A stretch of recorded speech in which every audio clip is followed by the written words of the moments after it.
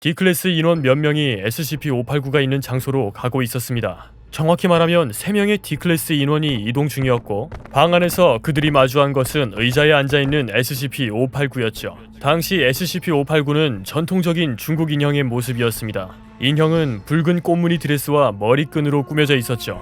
당시 인형을 본 D클래스 인원들은 곧 안락감을 느꼈습니다. 개체에 완전히 홀린 그들은 자신도 모르게 앞으로 걸어갔죠.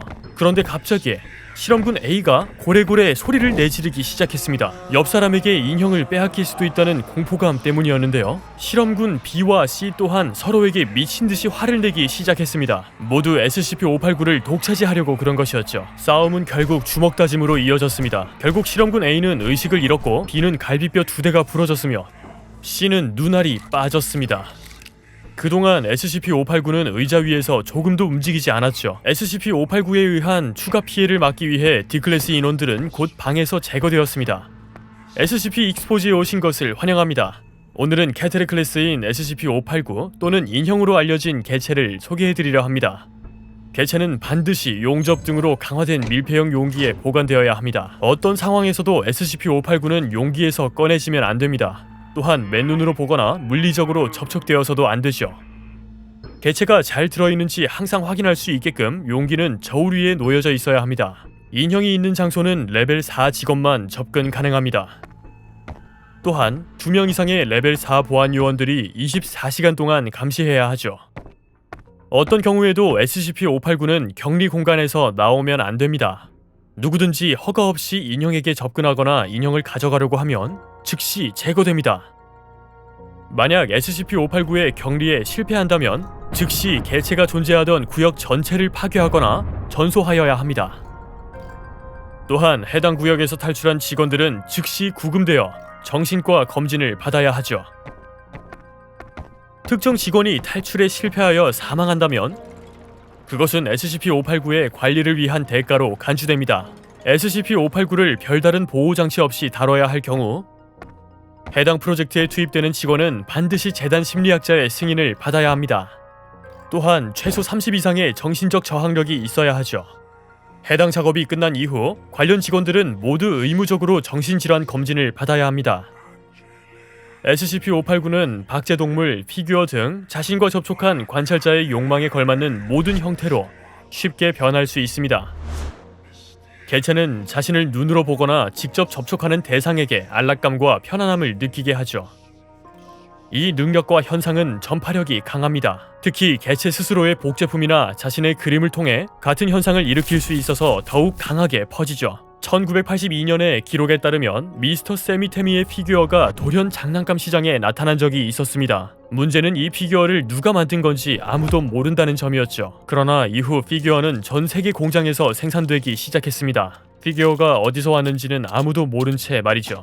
연구원들은 미스터 세미테미가 SCP-589의 부산물일 것으로 여기고 있습니다. 한편 SCP-589의 진정 효과는 마약과 관련된 것은 아닌 듯합니다. 개체는 안락감과 희열감을 담당하는 뇌 부위에 자극을 줌으로써 진정 효과를 만듭니다. 또한 스트레스를 줄이는 화학물질 및 호르몬 생산을 촉진하죠. 좋은 면만 있는 건 아닙니다. 이러한 효과는 쉽게 중독됩니다. 결국 개체는 자신에게 노출된 사람들이 자신에게 완전히 의지하게 만들죠. 한번 SCP-589 또는 그 복제품과 상호작용한 후 중독된 사람은 결국 완전한 집착 상태에 빠집니다. 여기까지 온 사람들은 더 많은 복제품을 만들어 퍼뜨리려고 시도하게 되죠. 그러나 SCP-589의 정말 위험한 문제는 후유증입니다. 특정 기간이 지나면 SCP-589는 갑자기 사라집니다. 개체 자신뿐만 아니라 복제품, 그림, 매체 자료 등 관련한 모든 것들이 완전히 사라지죠. 이렇게 개체가 흔적도 없이 한 번에 사라지면 SCP-589에 병적으로 집착하던 사람들에게 치명적인 문제를 일으키기 시작합니다. 우선 안락감을 주던 개체가 갑자기 사라지면 개체에 의존하던 개인들은 곧바로 심각한 금단 현상에 빠지게 되죠. 대표적인 금단 현상으로는 조울증, 정신질환, 지나친 공격성, 과도한 절망감, 치매, 조증, 편집증, 기타 행동장애 등입니다. SCP-589가 왜 그리고 어떻게 이런 현상을 일으키는지는 밝혀지지 않았습니다. 다만 SCP-589가 자신에게 집착하는 사람들에게 직접 정신적 고통을 준다는 가설 정도가 있습니다. 사라진 개체는 곧 무작위로 다른 지역에 나타나 똑같은 행동을 반복합니다. 관련한 예시로 1997년에 일어난 텍사스 하네스버그의 사건이 있습니다.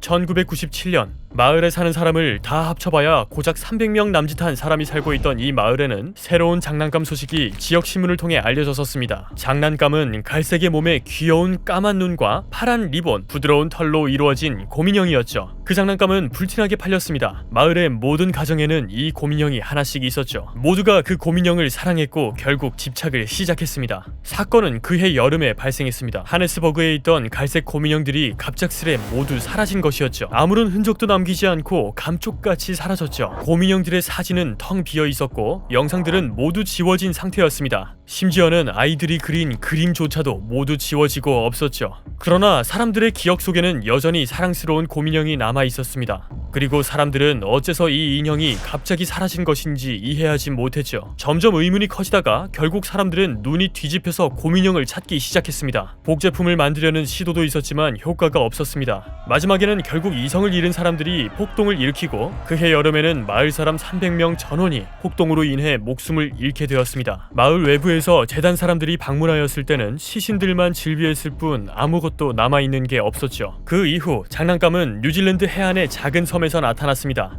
이번에는 공룡 모양 장난감이었죠.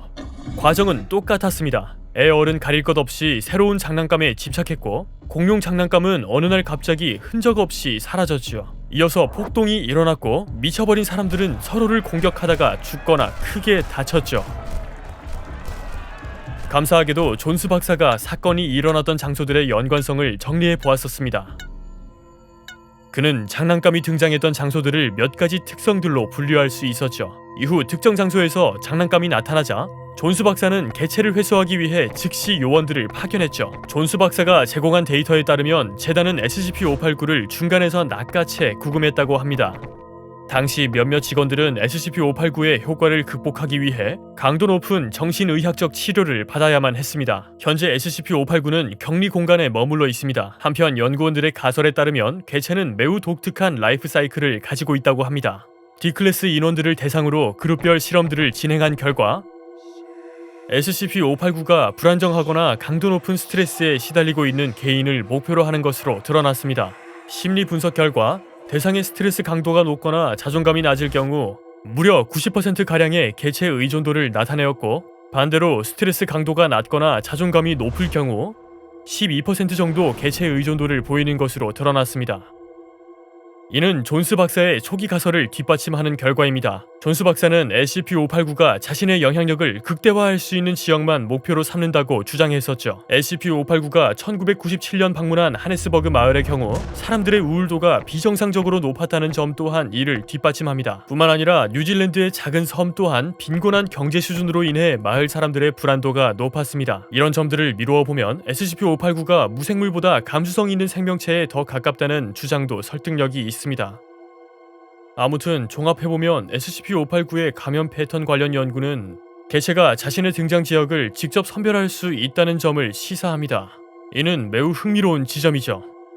하지만 결론 짓기에 앞서 더 많은 실험이 필요합니다. 한편 589-03 사건으로 인해 수집되지 못한 자료가 있는데 2005년 8월 D클래스 직원을 활용한 SCP-589의 수많은 실험이 진행되고 있었습니다. 한 실험에서 D클래스 인원은 매일 3시간씩 SCP-589 및 그 복제품과 놀도록 조치되었었죠. 제21기지에서 실시된 이 실험은 상부 보고 없이 약 3주간 지속되었었습니다. 그런데 이 실험 도중 SCP-589는 자신의 능력을 제21기지 내에 있는 모든 인원에게 발현시켰죠. 총 163명이었습니다. 결정적인 사건은 2005년 8월 28일에 일어났습니다. 구금 규칙을 위반한 것이었죠. 21기지에 있던 63명의 직원들이 SCP-589를 보호장치에서 꺼내려고 시도했죠. 결국 그들은 개체를 꺼내는데 성공했지만 다행히도 그들이 개체를 세상에 풀어놓기 전 기동대가 출동해 그들을 진압했습니다. 당시 18명으로 이루어진 기동대는 부상자 없이 개체를 풀어놓으려 했던 모든 직원들을 막아냈습니다. 한편 SCP-589의 정신 착란 효과는 매우 강력하여 선량한 사람들도 살인을 저지를 수 있게 하는 것으로 알려져 있습니다. 당시 63명의 직원들은 구금되었고 강도 높은 분석을 받았죠. SCP-589는 삼엄한 경비 속에 다시 원래 장소에 억류되었습니다. 이 사건 이후 O5LF 임원은 누구든 어떤 상황에서도 SCP-589와 접촉하지 말라고 지시했습니다. 그리고 개체가 너무나 위험한 나머지 개체를 불태워 없애는 방식으로 상황을 종료해야 할지에 대한 논쟁도 있어 왔지만, 많은 연구원들이 SCP-589가 다른 형태로 다른 장소에서 나타나게 될 가능성이 있으므로 소각에 반대한다는 입장을 밝혀왔습니다. 형태를 쉽게 바꿀 수 있어 매우 위험하다는 것이죠. 몇몇 재단 직원들은 SCP-589가 평행우주에서 건너온 물체라고 주장합니다. 우리 세계에 테러와 재난을 일으키기 위해서요. 물론 이는 아직 증거가 없습니다. 또 다른 이론은 SCP-589가 생명체이며 차분히 때를 기다리다가 세상을 종말로 밀어넣으려 한다고 주장합니다. 사람들을 미치게 함으로써 말이죠. 물론 이 또한 증거는 없습니다. 이번 SCP 개체에 대한 여러분의 생각은 어떠신가요? 의견을 댓글로 달아주시고 구독과 좋아요도 잊지 말아주세요.